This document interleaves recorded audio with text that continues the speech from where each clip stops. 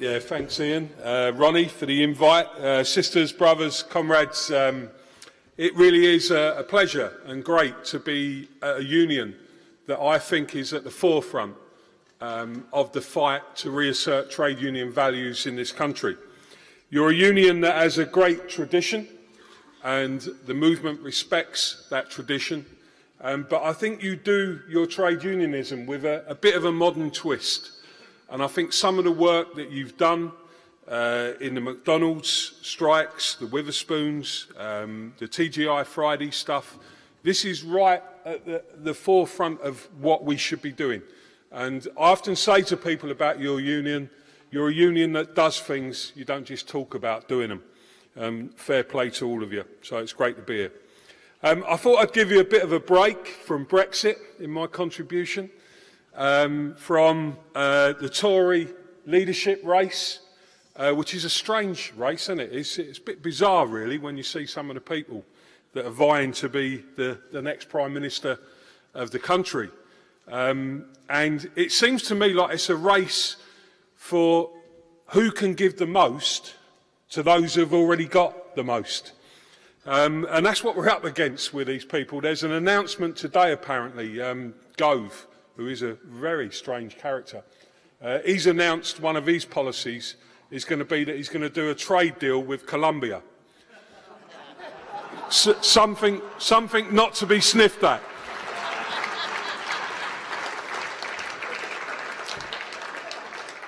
Look, what I want to talk about is really, I want to talk about the trade union movement and what are we going to do about changing the balance of forces in the world of work. And I want to kind of set the scene by just setting out what it's like. You guys know this, but it's worth doing it. I don't do this from a reason to get us depressed about what's actually happening in the world of work today. I do it because I think it just demonstrates the scale of the ambition that we need on behalf of workers in this country to put things right that have gone so badly wrong. Let me start by illustrating a point about Brexit. It's the only point I'll make on this, by giving you a stat that is not often talked about the economic situation in the country. So what they say is that May's deal, which was going nowhere and is going nowhere, would have had an impact of -3% over a number of years on the GDP of the country. And then they say that a no-deal Brexit, these are the economists who are predicting this, say that a no-deal Brexit could have something as much as a -9% impact on the GDP of the country. And they say that over about 10 or 15 years. But there's a stat that, for me, tells the story about everything that workers are going through today that very, very seldom gets mentioned. And it's from the OECD, so it's internationally recognised as a stat, and it's this. In the UK, in the last 40 years, workers, as a share of the proportion of the overall GDP of the country that goes in workers' pockets in their wages, has dropped from 65% to 49%. And what that tells you is the state of the world of work today, the fact that in-work poverty, and I don't know about you, but I'm sick of hearing people talking about how many jobs are being created when there's crap jobs being created that people just cannot make a living on. That isn't the way to run the economy. I think there's something like 14 million families, workers, who are living on the breadline. In-work poverty is one of the #1 problems in this country, and it plays into everything else that we have to deal with. It's why I often say that if you think about it, the foundation of the British economy today is this explosion of insecure work, is in-work poverty, and is insecurity because of growing inequality. And this is the defining issue of our time. And I think if politicians want to do something about it and the movement wants to do something about it, we have to make what's happening in the world of work the #1 political issue of the time. We've also got the longest working hours on average of any of the major developed European economies, 42.3 hours. We've got a situation where they say that 60% of sick leave in today's world of work is down to stress-related work. And I use a phrase often when I speak at rallies where I say I can't remember a time, and I talk about this in the context of my own members and workers everywhere. I genuinely cannot remember a time in my working lifetime, back to that 1976 time as a telegram boy, Ian, where workers are under as much pressure to work harder, faster and for less. That's the world of work that we're in today. And, you know, if you think about work at the moment, the intensity of work, it's not just about how many hours you work, it's the daily intensity of people on at you all the time to keep doing more for less. If you think about it and you think, well, blimey, it's hard, have a think about what's coming down the line. Have a think about the world of work that we're facing. Another thing I often say is workers are facing two potential futures here, and we need to connect on this as a movement and do something about it. One future is that the likes of Amazon, Google, Facebook, Microsoft, Apple, all of these companies, these internet companies, they are going to get more wealthy, more powerful, far more powerful than any, they're already at that point, but it's going to get worse, far more powerful than any country in the world.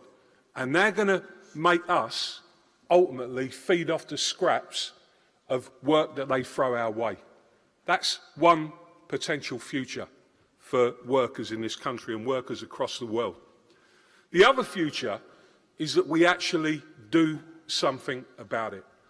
And one of the things I always say if I speak somewhere is I say, what are we going to do about this situation?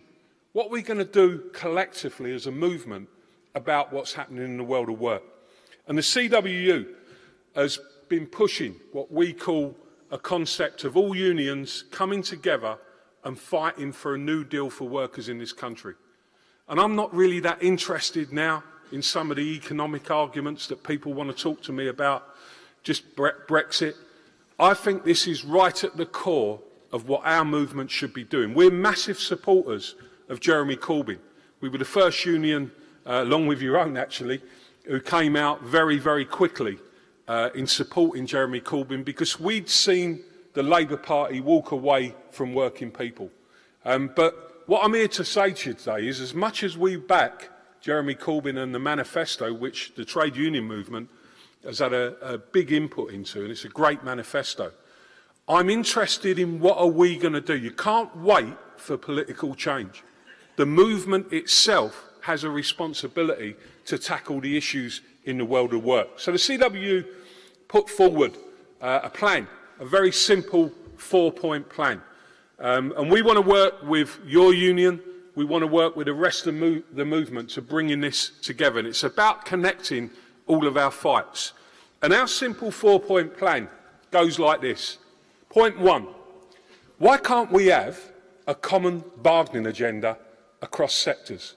Can it be impossible for us as trade unionists, solidarity and all of that, that we can't sit down through the TUC, and I'll come on to that in a minute, and actually agree in a sector a common bargaining agenda that roots out low pay and insecure contracts of employment, and that we're all working to 3 or 4 aims. You can still have all of your other key aims that you have as a union, but surely we could sit and deliver a common bargaining agenda across the sector. And CWU's got to a position where we want to try that. We want to work with the unions in the communications sector, and we want to start to put that into practice. We're not going to wait for the TUC to actually get onto that point. We're going to do it. So that's the first point. The second point is, how can it be right that we've got the levels of internal competition that we have within the trade union movement at the moment to organise workers? At a time when workers have never needed, in my lifetime, more representation, we currently organise, I think it's about 23–24% of the entire workforce between the whole of the trade union movement. My daughter, another story Ronnie's heard, several times. But I have to tell this story because it epitomises to me the problem with our movement today. My daughter works on the 999 services, and when she joined, she came to me and she said she works at Waterloo, one of the places, and she goes to work in the equivalent of like an NHS paramedic outfit. She works inside, but she takes the calls. You see them on the telly in these programs. Very stressful job. And she came to me and she said, "Dad, what union should I join?" So I was a bit naive. I just thought that she was a member of Unison, or that was the union that organised those workers. So I said to her, "Well, what do you mean, what union? Surely it's Unison, isn't it?" She said, "Well, no, there's 3 unions that were in the canteen today, and they all had their tables out, and they were all asking people to join them. One was Unison, one was Unite, and one was GMB. 3 great unions. I have no problem with those unions. We're very close politically to where Unite are, and we're a union that sees the good in all trade unions. But, you know, I said to her, "So what are the workers? Where are they?"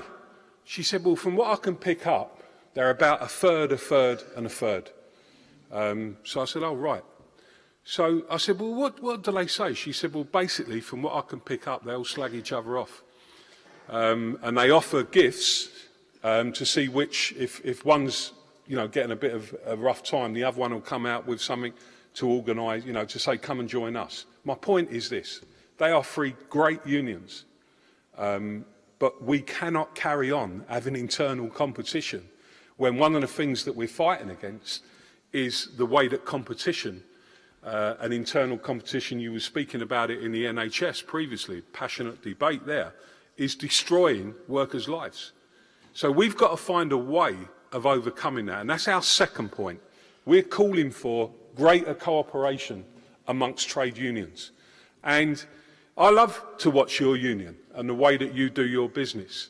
Very similar to the way we do ours. And I'm not against big unions. I'm not standing up for small unions. What I'm saying is can't we sit in the room together and come up with a charter like Bridlington, a modern version of it, where we collectively say the biggest job is to organise workers.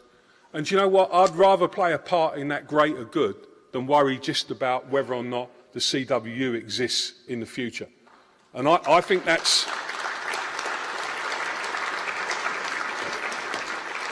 I think that's where your union has a great part to play in bringing us together and in making sure that we connect these fights. So greater cooperation is a must. That's point 2. Point 3 is about publishing a manifesto on what constitutes a new deal for workers.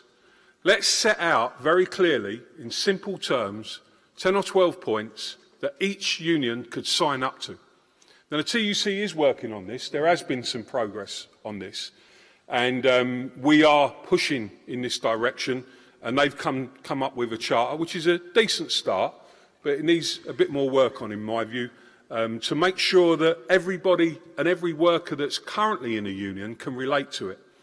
And also, crucially, to make sure that the 70-odd% of workers who are not in trade unions can also relate to it. Now, one of the things that I think we need to do is give unions the space to fight their own campaign within the Connecting manifesto. So I have no problem with a union going back to its own members and saying, we've signed up to the fight for a new deal for workers, and what it means for our union is this particular campaign. That's part of it. Because that's how you've got to make it relevant to each union. But we've got to find those connecting themes. Let me pick one theme that stands out for me every week. I think about this more and more. And it's about the intensity of work.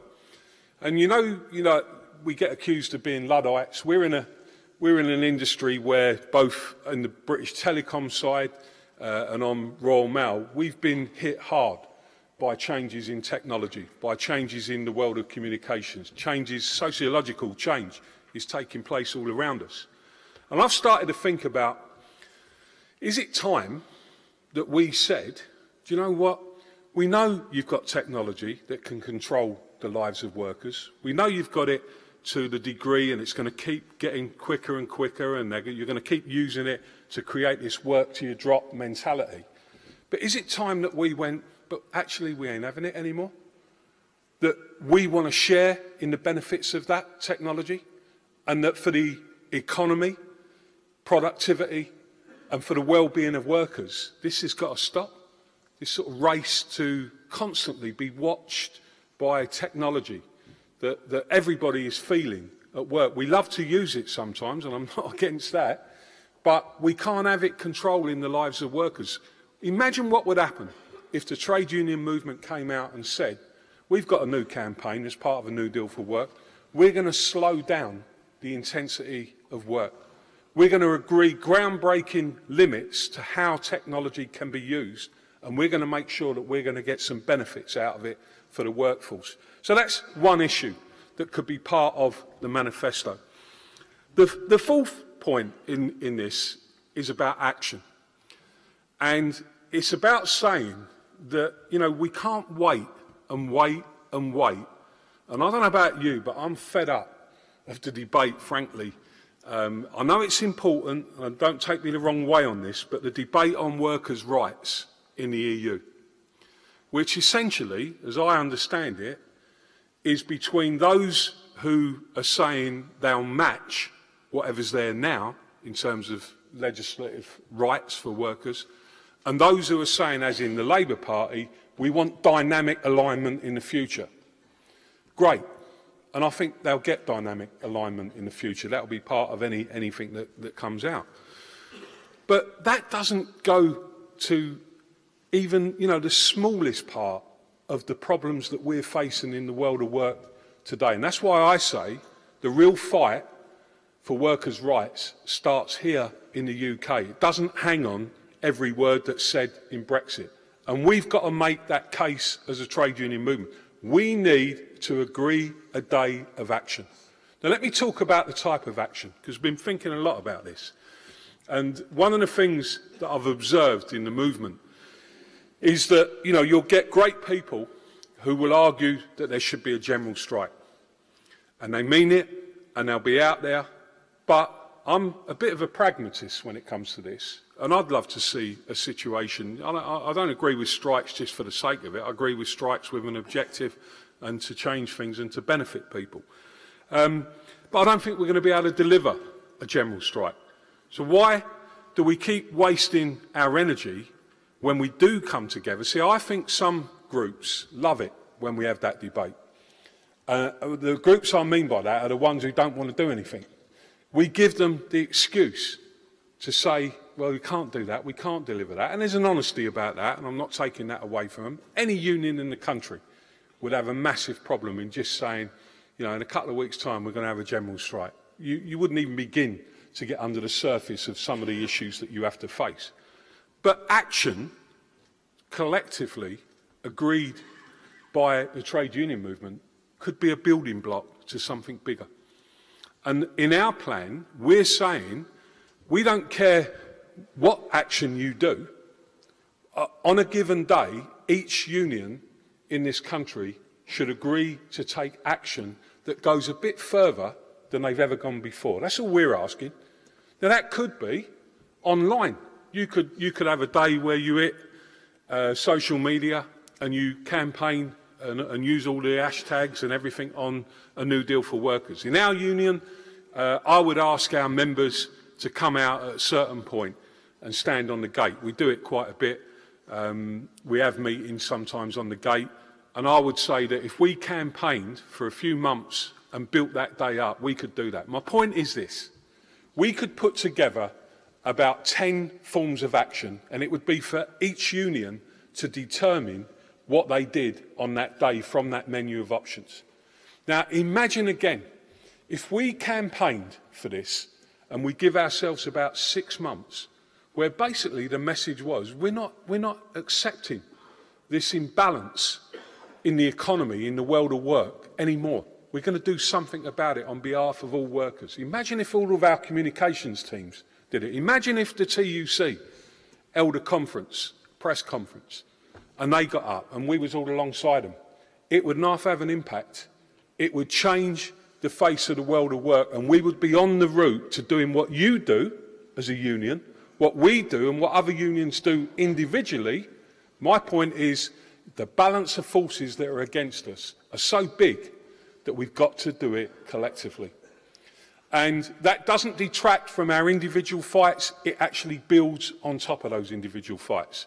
So look, that's the CWU's plan, 4-point plan. We'll be pushing it again at the TUC conference. For me, it's about reasserting trade union values across society. Supporting political change, yes, but rolling our sleeves up and putting right some of the problems that we can all see day in, day out in the world of work.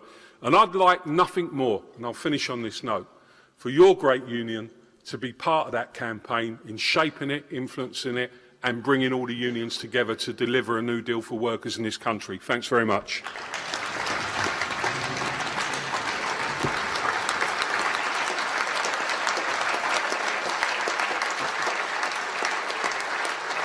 Cheers, man.